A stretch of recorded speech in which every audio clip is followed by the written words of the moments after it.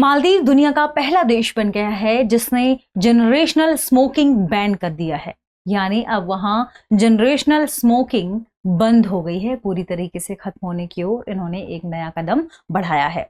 इसके तहत इन्होंने डिसाइड किया है कि 1 जनवरी 2007 या उसके बाद जन्मे जो व्यक्ति हैं, अब वो तंबाकू ना तो खरीद सकेंगे, ना ही उसका उपयोग कर सकेंगे और ना ही उसकी बिक्री कर सकेंगे। ठीक है, यह नियम टोबैको कंट्रोल एक्ट के 2nd अमेंडमेंट के जरिए लागू किया गया है, जिससे वहां के राष्ट्रपति द्वारा अनुमोदन प्राप्त हो चुका है। आइए देखते हैं इस खबर के महत्वपूर्ण बिंदुओं को और इंपॉर्टेंट कुछ फैक्ट जो आपकी तैयारी के लिए महत्वपूर्ण हो सकते हैं। खबर के बारे में हमने चर्चा की, जनरेशनल स्मोकिंग बैन कहां पर? मालदीव में। तो मालदीव ने पीढ़ीगत, ठीक है, पीढ़ीगत स्मोकिंग को क्या कर दिया है? बैन कर दिया है। अब एक और इंपॉर्टेंट बात कि इसमें तंबाकू की खरीद, उपयोग और बिक्री तीनों पर प्रतिबंध है। ठीक है, तंबाकू के उपयोग, खरीद और बिक्री, लेकिन किससे किसके बीच? यानी हर कोई के लिए नहीं है, ये ध्यान रखिएगा। इसके लिए एक एज रिस्ट्रिक्शन है, 1 जनवरी 2007 या उसके बाद जन्मे व्यक्ति। तो 1 जनवरी 2007 या उसके बाद जन्मे व्यक्तियों के लिए यह निर्णय लिया गया है और इसे ही जनरेशनल स्मोकिंग बैन कहा गया है, इसे जनरेशनल बैन कहा गया है। ठीक है, तो ध्यान रखें, इसी वजह से कहा गया है कि पीढ़ीगत धूम्रपान इसमें प्रतिबंध कर दिया गया है।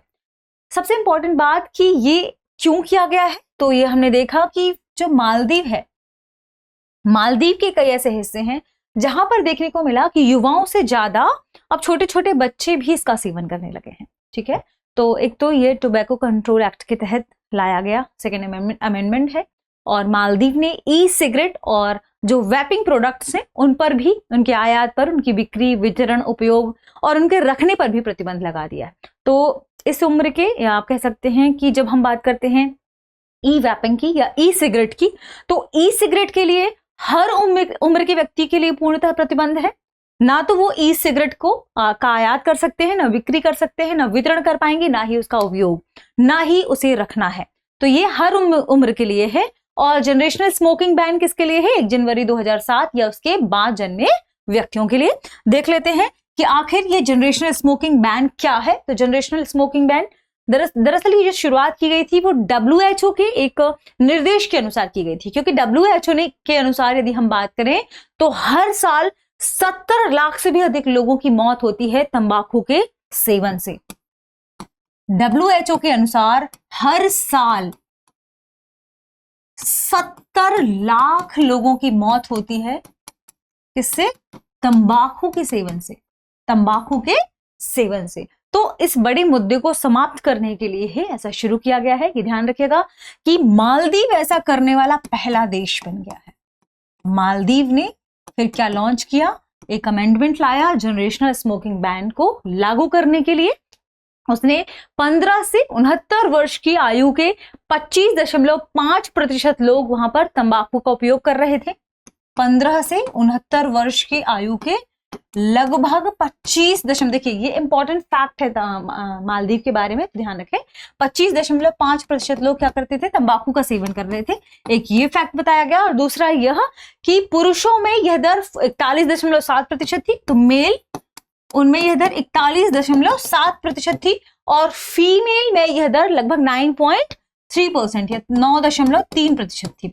इसे देखते हुए चूंकि भविष्य में ज्यादा संकट वाली स्थिति न बन जाए, ऐसा देखा गया कि 13 से 15 वर्ष के जो किशोर थे, 13 से 15 वर्ष के जो किशोर थे मालदीव में, ठीक है, वे ज्यादा तंबाकू का उपयोग करने लगे थे। ऐसा देखने को मिला कि इन किशोरों में तंबाकू के उपयोग की जो प्रवृत्ति है वह 2 गुनी पाई गई।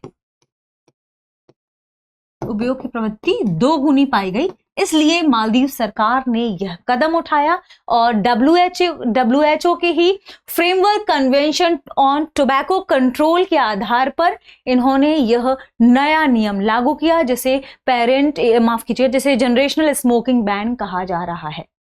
ठीक है, तो WHO की ही फ्रेमवर्क कन्वेंशन ऑन टोबैको, ठीक है, ये ध्यान रखिएगा, WHO के framework convention on tobacco control को लेकर इन्होंने ये नया कदम उठाया है, जिस वजह से मालदीव ने ऐसा कर दिया कि अब जनरेशनल स्मोकिंग क्या हो गई, बैन। ईयर भी हमने देखा 1 जनवरी 2007, उसके बाद जन्मे लोग व्यक्तियों के लिए यह लागू किया जाएगा।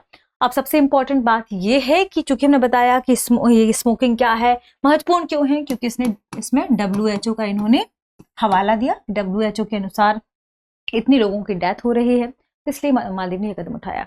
ये ध्यान रखें कि जब भी हम बात करते हैं कि इससे पहले ये कदम और किसने किसने उठाए हैं, तो देखिए इससे पहले न्यूजीलैंड में ने भी ऐसा किया था, न्यूजीलैंड ने भी ऐसा किया था, ठीक है, यूके ने भी ऐसा किया था। न्यूजीलैंड ने वर्ष 2022 में ऐसा कानून पेश करने की बात कही, लेकिन आगे जैसे ही समय बीता तो बाद में इसे इन्होंने रद्द कर दिया। इस कानून को उन्होंने क्या कर दिया, रद्द कर दिया। यूके में भी इस तरह का बिल संसद में लाया गया, लेकिन अभी भी यह बिल यूके में क्या है, विचाराधीन है। ये बिल क्या है, विचाराधीन है। तो मालदीव ऐसा करने वाला, मालदीव वास्तव में इसे लागू करने वाला क्या हो गया, पहला देश बन गया, वास्तव में लागू करने वाला पहला देश बन गया।